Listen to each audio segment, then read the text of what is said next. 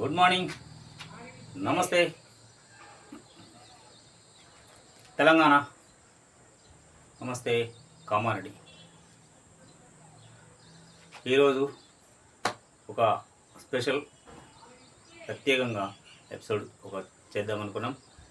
Telangana RTC కార్మికులు చేసినటువంటి 3 రోజుల సమ్మె, శంకర్ గౌడ్ అన్న మరణంతో ప్రభుత్వం 3 రోజుల లోపల వారికి చర్చలకు పిలిచి ఆహ్వానించి వారికి ఇచ్చినటువంటి ఎన్నికల కంటే ముందు ఇచ్చినటువంటి హామీలు నెరవేరుస్తాం, ఈ చావులద్దు, తెలంగాణ తెచ్చుకోవడానికి చనిపోయినాం, వచ్చిన తర్వాత మళ్ళీ 10 ఏళ్ళు ఇది చేసినాం, కష్టపడ్డాం, ఇక ఈ బాధలొద్దు, మేము కలిపేస్తామని చెప్పేసి కార్మికులకు హామీ ఇవ్వడంతో 3వ రోజు చర్చలు ముగిసినాయి. ఆ చర్చ అంత తొందరగా ముగియడానికి తనే కారణం అని చెప్పుకోవాలి. శంకర్ గౌడ్ అన్న మరణంతోనే ప్రభుత్వం 3 రోజుల లోపల దిగి వచ్చింది. లేదు అంటే ఇంకిద్దరు కూడా సూసైడ్ అటెంప్ట్ చేశారు. ఎట్టి పరిస్థితుల్లో ఒకటి, కార్మికులారా, సమ్మె బతకడం మనిషి హక్కు అయితే పోరాటం చేయడం కూడా మనిషికి ఉన్నటువంటి హక్కు. బతకడానికి పోరాటం చేయాలి, తప్పదు. ఎవరైనా సరే, అది మనం కావచ్చు, అధికారులు కావచ్చు, ప్రతి మనిషికి, ప్రతి అధికారులు, ప్రతి కార్మికుడికి సమస్యలు ఉంటాయి. ఆ సమస్యలను సాధించుకోవడానికి మనకు హక్కు ఉంది. ఆ హక్కులో భాగమే మీకున్నటువంటిది సమ్మె. ఆ అస్త్రంతో కానీ ప్రాణత్యాగానికి ఒడిగొట్టవద్దు ఎక్కడ కూడా. అది చాలా పెద్ద బ్లండర్ మిస్టేక్. సరే, అనుకోని కారణాల వలన ఆ శంకర్ గౌడ్ అన్న తన ఆత్మార్పణం చేసి తన త్యాగమే, తన త్యాగమే మీకు దక్కిన ఫలితం.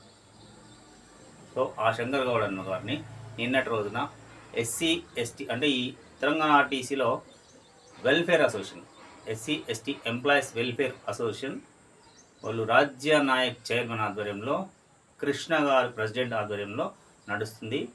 అది ప్రతి డిపోలో కూడా వెల్ఫేర్ అసోసియేషన్ ఉంది, ఎస్సీ ఎస్టీ వెల్ఫేర్ అసోసియేషన్ ఉంది.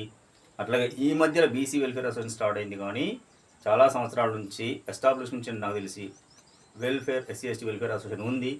కార్మికులకు సహాయ సహకారం అందిస్తూ ఉంటుంది. అది పేరుకు ఎస్సీ ఎస్టీ వెల్ఫేర్ అసోసియేషన్, కానీ ప్రతి ఒక్క కార్మికునికి సహాయం చేస్తారు వాళ్ళు.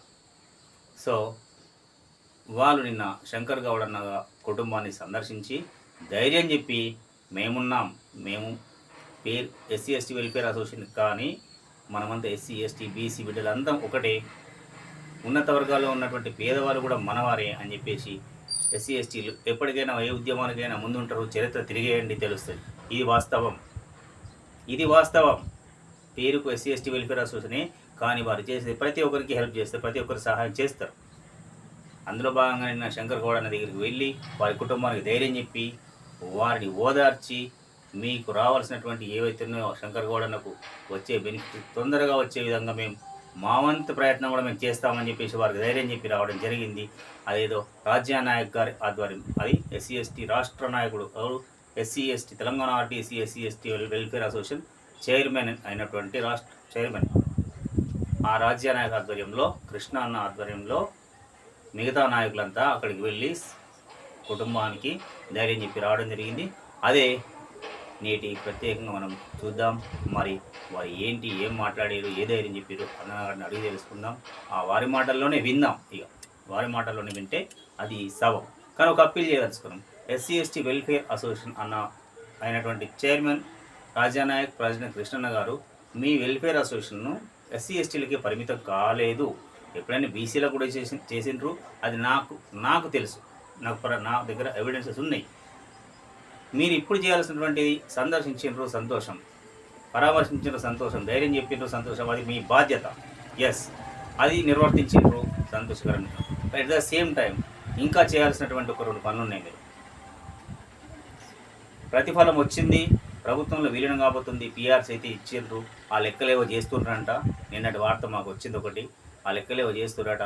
ప్రతి కార్మికుడికి 5 నుంచి 15 వేల వరకు, అంటే డ్రైవర్ కండక్టర్లు బెనిఫిట్ అయ్యే వారి సీనియారిటీని బట్టి 5 నుంచి 15 వేల వరకు పెరిగేటటువంటి అవకాశం ఉంది వేతనం. ఈ సమయంలో అకారణంగా అంటే చిన్న కారణాలతోని అధికారులు మేము తప్పట్టడం లేదు, కానీ ఇప్పుడున్న పరిస్థితుల్లో సస్పెండ్ రిమూవ్ అయినటువంటి కార్మికులను తిరిగి ఉద్యోగంలో చేర్చడంలో మీ వంతు సహాయం కూడా వారికి అవసరం ఉంది. అది ఏ బిడ్డ అయినా సరే, SC ST, not only SC ST, బీసీలకు కూడా సహాయం చేయాల్సిన బాధ్యత మీ మీద ఉందని మీకు గుర్తు చేస్తున్నాను. ఈ పని కూడా చేయాల్సిన అవసరం ఉంది మీరు. అదే ఇప్పుడు బీసీల కోసం బీసీ వెల్ఫేర్ అసోసియేషన్ ఏర్పాటైంది కార్పొరేషన్లో, సంతోషమే. వాది చూస్తుండొచ్చు. మీరు ఎస్సీ ఎస్టీ బిడ్డలు ఎవరైతే ఉన్నారో, బీసీ బిడ్డలు కూడా మీ దగ్గరికి వస్తే తప్పకుండా హెల్ప్ చేయాలని చెప్పేసి మేము అప్పీల్ చేస్తున్నాం మీకు. మీ దగ్గర అంత పెద్ద హృదయం ఉంది, పెద్ద మనసు ఉంది అని మేము నమ్ముతున్నాం కాబట్టి మిమ్మల్ని మేము ఒకసారి మాట్లాడినాం, 2-3 సార్లు మాట్లాడినాం కాబట్టి. ఎందుకంటే మరి ఆ 10-12 ఏళ్ళు చేసి ఉద్యోగం మటీరియల్ పోనా, ఎలాగో ఎస్సీ ఎస్టీ బిడ్డలు తరతరాల నుంచి అణచవేయబడ్డ, కింద తొక్కేయబడే ఉన్నారు కదా, మరి ఈ అవకాశం అనేందుకు వాళ్ళకు మీరు కల్పించరు, చేయాలి కదా. తప్పకుండా మీరు చిన్న చిన్న కారణాల చేత సస్పెండ్ అంటే ఉద్యోగాల నుంచి తొలగించబడ్డ బిడ్డల్ని ఉద్యోగాలు చేర్చాల్సిన బాధ్యత మీదే. మీరు చైర్మన్, ప్రెసిడెంట్గా ఉన్నటువంటి మీరు, కృష్ణన్న గారు, మీరు తప్పకుండా ఇంకా రాష్ట్ర నాయకత్వం మీరంతా కలిసి ఎన్ని అప్పీళ్ళు ఉన్నాయి ఏంటనేది పరిష్కారానికి నోచుకునేటట్టు చేసి ఆ బిడ్డలను ప్రభుత్వ ఉద్యోగులుగా ఆ 10 ఏళ్ళు 5 ఏళ్ళు చేస్తారు. ఎట్లాగో వాళ్ళ వయసును బట్టి 2 ఏళ్ళు 3 ఏళ్ళు, ఇక పెద్ద అంటే మనం చేయలేం కావచ్చు. మీ పరిధిలో ఉన్నటువంటి సాధ్యమయ్యే పనులు చేస్తారని మీకు గుర్తు చేస్తున్నాం, అప్పీల్ కూడా చేస్తున్నాం. రాష్ట్ర నాయకులు కాబట్టి ఖచ్చితంగా మీకు సాధ్యమవుతుంది. ఆ సాధ్యమయ్యే పనులు చేయండి. ఇక శంకర్ గౌడ్ అన్న గురించి మీరు సంప్రదించారు కదా, మేము కూడా చెప్పదలుచుకున్నాం. ఏంటి అంటే మా ఛానల్ తరఫున పే బ్యాక్ సొసైటీ అనేది ఒకటి ఉంటుంది. ఆర్టీసీ అంటేనే ఒక ఫ్యామిలీ. సో ఆ ఫ్యామిలీలో మరణించిండు, ప్రతిఫలం వచ్చింది, సరే దండేసిండ్రు, మౌనం పాటించిండ్రు, మానవహారాలు చేసిండ్రు, అమర్హాయ్ అని చెప్పేసి చెక్ కొట్టేసింది, అయిపోయిందా? కాలేదు కదా. ఒక్కటి ఉంటుందన్న, ఆ పే బ్యాక్ సొసైటీ మీన్స్ మీకు వచ్చే ప్రతిఫలంలో మీరు ప్రతి డిపోలో ఎస్సీ ఎస్టీలు అందరు కార్మికులు మీరు అప్పీల్ చేయండి, లేదా ఆర్డర్ వేయండి. మీరు ఒక 100 రూపాయలు, నాట్ ఓన్లీ ఎస్సీ ఎస్టీ, బీసీకి సేల్. ఇది నేను అప్పీల్ చేస్తున్నాను కాబట్టి బీసీలు కూడా, ఎస్సీ ఎస్టీలతో పాటు బీసీలు, ఇంకొంత ప్రతి ఒక్క డ్రైవర్, కండక్టర్, ప్రతి కార్మికులు, ప్రతి ఉద్యోగస్తులు రాబోతున్నారు కాబట్టి ఒక్క 100 రూపాయలు పోగేసి ప్రతి డిపో నుండి శంకర్ గౌడ్ అన్న కుటుంబానికి చేర్చితే కనుక అది మీకు ఆయన రుణం తీర్చుకున్నట్టు అవుతుంది. కానీ మా గుండెల్లో ఉంటారు, మేము జీవితాంతం రుణపడి ఉంటాం మీకు అని అంటే, రుణపడి ఉంటే ఏం రాదన్నా, ఆడ ఎన్ని బాధలు ఉంటాయో మాకు తెలుసు. ఆ కుటుంబం ఎన్నిసార్లు తిరగాలనో మాకు తెలుసు, వాళ్ళ బెనిఫిట్ రావడానికి. అట్లా కాదు, మీ వంతు సహాయం కూడా ఉండాలి అక్కడ. మీ యొక్క అందులో పార్ట్నర్షిప్ ఉండాలి. ఎట్లా? ప్రభుత్వం ఇస్తుంది ఉద్యోగము, 10 లక్షలు ఇస్తామని చెప్పారు, ఓకే. కార్పొరేషన్ నుంచి రావాల్సినవి అవి బెనిఫిట్స్ వస్తాయి, అది ఓకే. కానీ మరి మీరేమి ఇస్తారు? తిరిగి ఇయ్యరా? ప్రతిఫలం పొందడమే కానీ తిరిగి ఇయ్యరా? ఇక ఇవ్వాలి కదా. అదే ఆ 100 రూపాయలు కేటాయించి శంకర్ గౌడ్ అన్న అడ్రస్ను మేము పెడతాం, కనుక్కొని మేము పెడతాం. ఆ నెంబర్కు వాళ్ళ ఇంటికి సరాసరిగా మీకు ఏ నాయకుని మీద నమ్మకం లేకపోతే వారికి, లేదా మీరు పోగేసి మీ సంఘాల ద్వారా ఇస్తేనే కరెక్ట్. ఎందుకంటే పెద్ద మొత్తం అమౌంట్ ఒకేసారి ఇస్తే ధైర్యం ఉంది మనిషికి బతకాలంటే. ఇప్పుడు పెద్ద దిక్కును కోల్పోయారు, పిల్లలు ఉండొచ్చు కానీ పెద్ద దిక్కును కోల్పోయారు కదా. మీరు లాభ పొందారు కదా, ఆ లాభంలోంచి తన రుణపడి ఉన్నారు కదా, ఆ రుణాన్ని తీర్చుకోవాలంటే ఈ విధంగా కొంచెం రుణాన్ని తీర్చుకోవాల్సిన అవసరం ఉన్నదని నేను గుర్తు చేస్తున్నాను.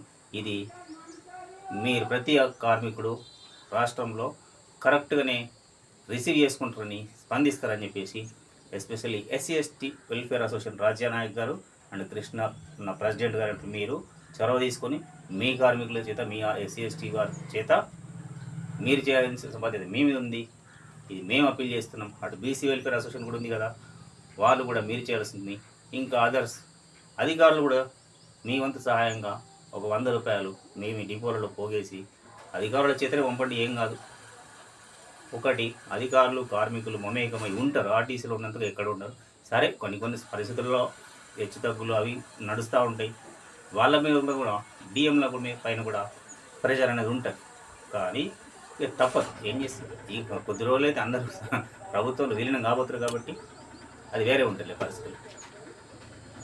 ఇది మా అప్పీల్ను మంచి మనసుతో స్వీకరిస్తారని ఆర్టీసీ కార్మికులకు అందుకే అప్పీల్ చేస్తున్నాను. మీకు నిజంగా ఆర్టీసీ కార్మికులు ఉన్నంత ప్రేమతోని ఎవరు ఉండరు. ఎందుకోసం అంటే ప్రజల్లో మమేకం అయిపోతారు. ఎంతమందితో మాట్లాడతారంటే మంచిగా నవ్వుకుంటూ చేసుకుంటూ ఆ ట్రైనింగ్ అట్లా ఉంటుంది. నాకు తెలిసి ఏ ఉద్యోగానికి కూడా అంత ట్రైనింగ్ ఉండదు కావచ్చు. ఎందుకంటే నేను కూడా ఉందని మనకు. అందుకోసమే చెప్తున్నాం, కార్మికులారా దీన్ని పాజిటివ్గా తీసుకొని మీరు ఖచ్చితంగా రెస్పాండ్ అవుతారని చెప్పేసి మేము అనుకుంటున్నాం.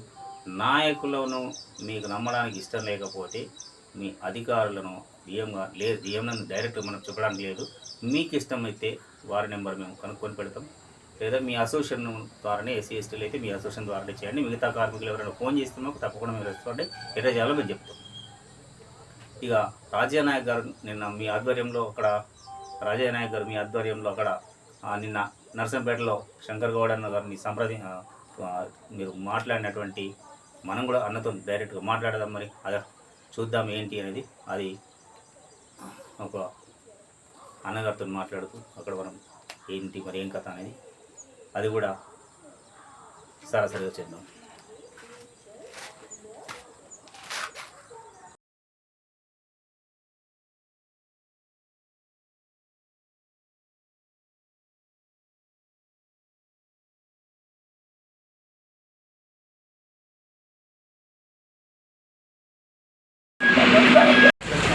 కానీ ఉన్న దాంట్లో మీరు వాడకూడదు.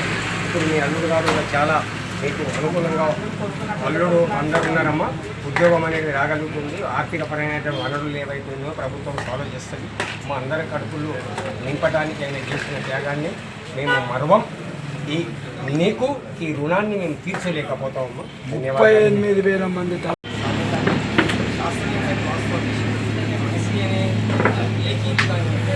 జీవకాలం నుంచి మొదలుకొని మరణం అనేది అది కామన్, మళ్ళీ పుట్టడం అనేది కామన్. కానీ ఈరోజు ఈయన అంత పెద్ద ఏజీ కాదు చూస్తే. మరి చాలా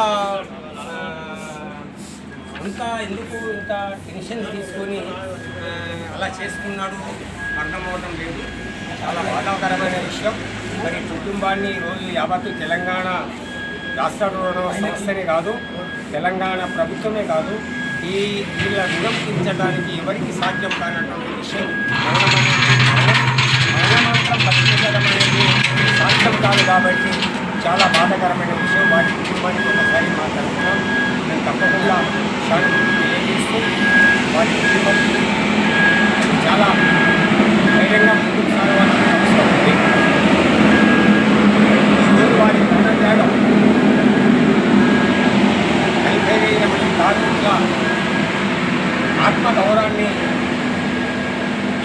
ముందుకు తీసుకుపోయి ప్రభుత్వాన్ని, ముఖ్యమంత్రి స్థాయిని కూడా కదిలేటట్టు చేసినటువంటి త్యాగం వాడితే వాస్తవానికి ఎంత పెద్ద త్యాగం చేయకూడదు.